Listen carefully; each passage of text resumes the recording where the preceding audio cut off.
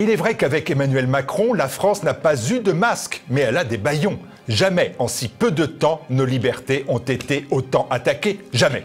Mais c'est simple, on ne se laissera pas faire, on ne nous fera pas taire. Ils veulent nous bâillonner, alors nous allons gueuler la vérité encore plus fort. Pas question de baisser les bras ou de se morfondre dans des à quoi bon. Emmanuel Macron et les oligarchies doivent comprendre que nous ne laisserons jamais s'installer une société verrouillée et tyrannique à la chinoise. TV Liberté explose le nombre de ses vues sur l'ensemble des plateformes. Ils ne réussiront pas à nous faire taire si nous avons les moyens de la riposte.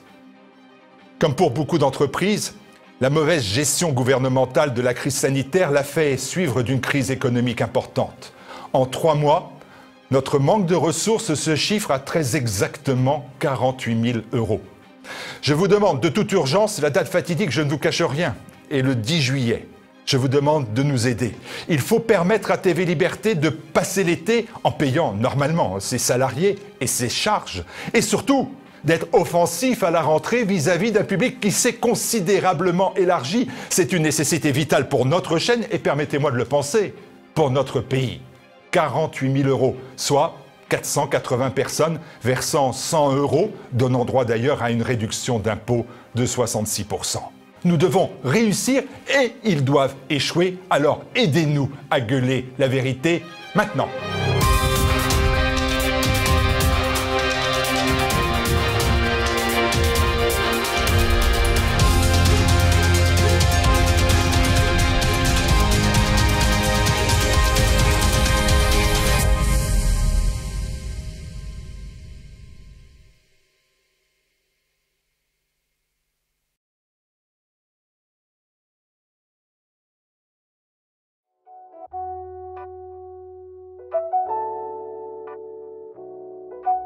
Je l'envie, la gloire l'attend alors que j'ai dû courir après elle. Ainsi s'exprimait Napoléon au sujet de son fils, le très attendu roi de Rome. Né le 20 mars 1811, celui que la postérité surnommera l'Aiglon avait un destin tout tracé, un destin impérial.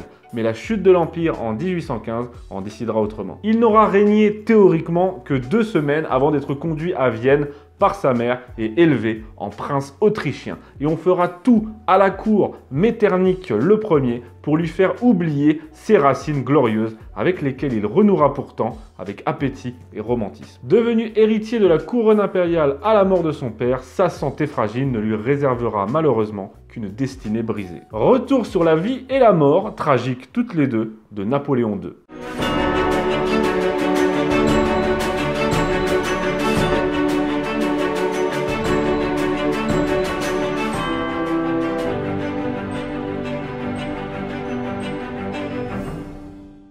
La naissance du prince impérial était déjà un événement très attendu dans tout l'Empire. Je vous rappelle les choses vite fait. L'impératrice Joséphine ne pouvant plus avoir d'enfants, Napoléon va épouser une archiduchesse autrichienne, Marie-Louise, fille de l'empereur François d'Autriche et petite-nièce de Marie-Antoinette. Il mêle ainsi son sang de parvenu, si on peut dire, à celui des grandes dynasties européennes.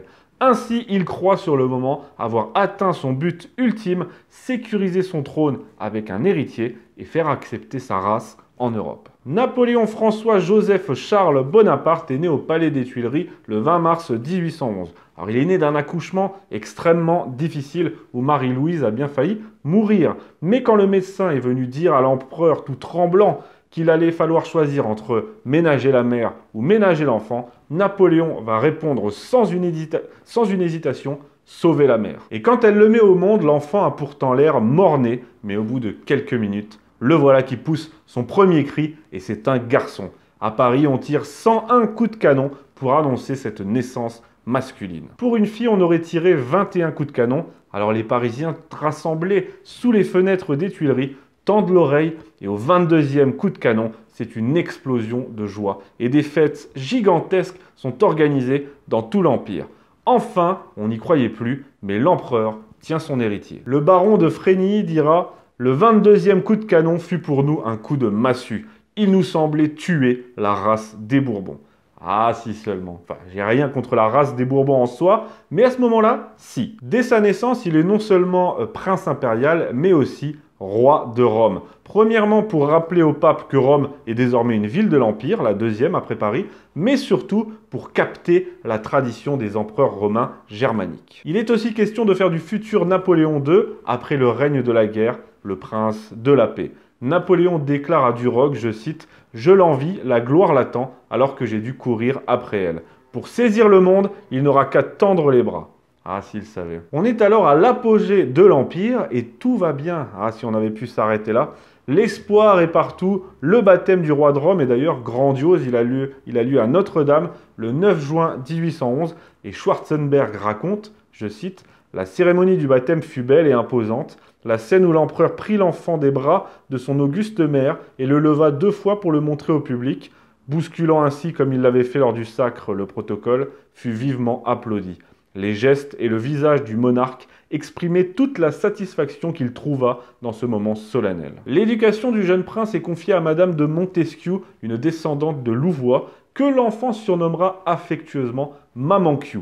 Elle lui apporte une solide éducation religieuse, morale, historique et aussi militaire, bien entendu. D'ailleurs, petite anecdote qui ne manque pas d'allure, pour son tout premier anniversaire, elle lui offre un chevau léger lancier polonais en bois sur roulette. Franchement, ça a plus de gueule qu'un Action Man. Et je vous renvoie à mon épisode sur les lanciers polonais si vous voulez en savoir plus. L'empereur Napoléon le voit peu, surtout à partir de la campagne de Russie, vous vous doutez bien. Par contre, il tranche avec les traditions dans son comportement.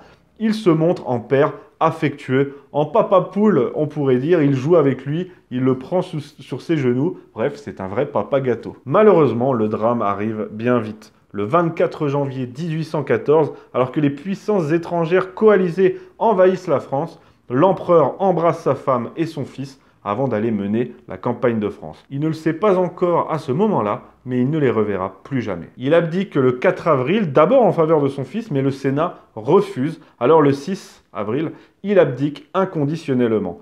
Marie-Louise et le jeune prince quittent Paris à l'approche des coalisés, puis sont ramenés en Autriche à Vienne, où ils vont être repris en charge, si on peut dire, par l'empereur François. Napoléon est exilé à l'île d'Elbe, sans eux, selon son souhait d'ailleurs.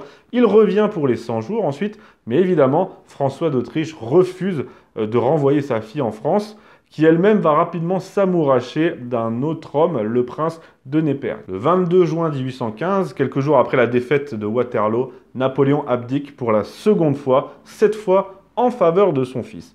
Ainsi figure dans l'acte d'abdication, je cite, « Ma vie politique est terminée et je proclame mon fils sous le titre de Napoléon II, empereur des Français. » La Chambre des représentants, tout comme Fouché, chargé de la transition, reste évasif sur le sujet. Ils ne citent jamais Napoléon II dans leur texte. Évidemment, et Fouché le Premier sont en train d'œuvrer en coulisses pour le retour des Bourbons.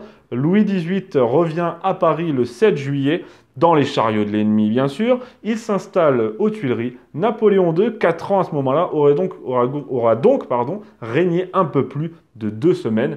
Théoriquement du moins, puisqu'il n'était pas en France à ce moment-là. Voilà pourquoi Louis-Napoléon, neveu de l'empereur Napoléon Ier, se fera proclamer plus tard Napoléon III, par respect pour le court et très symbolique règne du fils de son oncle. Ce qu'on peut dire, c'est qu'aux yeux des coalisés, Napoléon II n'aura jamais vraiment été un successeur possible dans leur esprit. Ce qu'on voulait avant tout, c'était déloger les Bonaparte du trône de France. Et le pire dans tout ça, c'est que même aux yeux des Français, ça n'a pas toujours été clair. En 1812, par exemple, alors que Napoléon est en Russie, un général, Mallet, s'évade de prison et se rend maître de Paris dans une espèce de coup de force l'espace d'un instant. Il prétend que l'empereur est mort et proclame la République, ce qui marche quelques instants avant que le gouverneur lui résiste et qu'il soit fusillé pour tentative de coup d'État. Le drame dans cette histoire, qui est au fond pas bien grave, c'est que personne, pas même le préfet de Paris à ce moment-là, n'a pensé que si Napoléon était vraiment mort en Russie comme Mallet le prétendait, eh bien c'était à son fils, son héritier, de lui succéder et pas à la République. Le préfet de Paris, Frochot, dira d'ailleurs, je cite, « Ce diable de roi de Rome, on n'y pense jamais ». C'est pour vous dire. Quoi qu'il en soit, voilà maintenant Napoléon exilé à Sainte-Hélène et le jeune prince toujours en Autriche, à Vienne, sous la responsabilité de son grand-père, l'empereur François, vu que sa mère, elle refait sa vie, si on peut dire, à Parme, mais bref. Il est élevé en prince autrichien. On ne l'appelle plus par son premier prénom, Napoléon, mais par le deuxième, François, ou plutôt Franz, pour le germaniser. Et Metternich, l'ambassadeur d'Autriche ennemi de Napoléon, fera tout pour le couper de ses racines. Vu qu'il faut lui trouver un titre, son grand-père, l'empereur François, qui a d'ailleurs une sincère affection pour lui, le fait duc de Reichstadt, une ville de Bavière, le 22 juillet 1818. Puis, pour l'associer à la chose militaire, il le nomme caporal en 1822, puis capitaine en 1828. Reste que ce jeune prince, à la mort de Napoléon Ier en 1821, n'en demeure pas moins son fils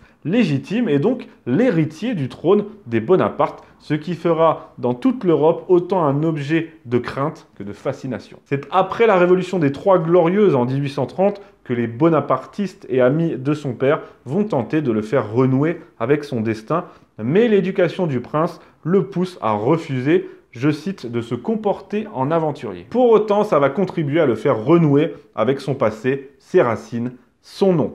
De sa propre initiative, le jeune duc obtient l'autorisation d'accéder à la bibliothèque impériale de Vienne. Là, il va se plonger avec un appétit insatiable, il va se mettre à dévorer tout ce qu'il trouve sur Napoléon, son père, sur le Premier Empire et sur l'épopée impériale. Il apprend aussi le français, nous dit-on à travers les lettres de Madame de Sévigné. Et puis surtout, il lit le mémorial de Sainte-Hélène où son défunt père s'adresse directement à lui. Et pour vous dire, Napoléon disait, ou plutôt dictait, je cite, « Je préférerais qu'on égorgeât mon fils ou qu'il fût noyé dans la Seine plutôt que de le voir jamais élevé à Vienne en prince autrichien. » Choses sont claires. Et dans son testament, Napoléon a écrit, je cite, « Je recommande à mon fils de ne jamais oublier qu'il est né prince français et de ne jamais se prêter à être un instrument entre les mains des triumvirs qui oppriment les peuples de l'Europe.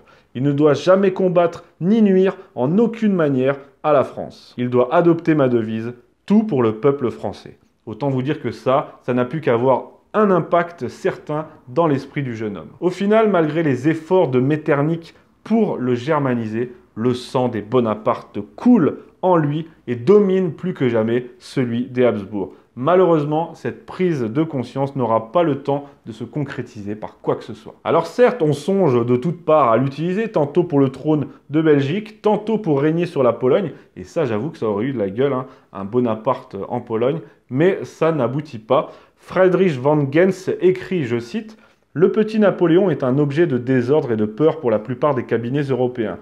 Il faut avoir entendu les conversations des dernières années pour savoir jusqu'à quel point le nom de cet enfant énervait et effrayait même les ministres les plus habiles et être au courant de tout ce qu'ils inventaient et proposaient pour au moins faire oublier son existence. Mais la santé de l'Aiglon est fragile et à partir de 1832, son état se dégrade dangereusement. Les médecins, par incompétence ou malveillance, là est toute la question, ne le soignent pas comme il faut. On ne lui permet pas de rejoindre sa mère en Italie pour respirer un bon air méditerranéen et on le soigne pour son foie qui va très bien alors que le jeune homme est atteint de la tuberculose. À l'occasion d'une revue militaire, il tombe de cheval et dès lors les médecins le considèrent comme perdu. Sa mère le rejoint bien tardivement et alors qu'il est alité et mourant, il lance cette parole restée célèbre « Ma naissance et ma mort ». Voilà toute mon histoire. Il meurt le 22 juillet 1832, alors qu'il n'avait pas 22 ans, étouffant involontairement entre ses mains une petite grive qu'il avait apprivoisée.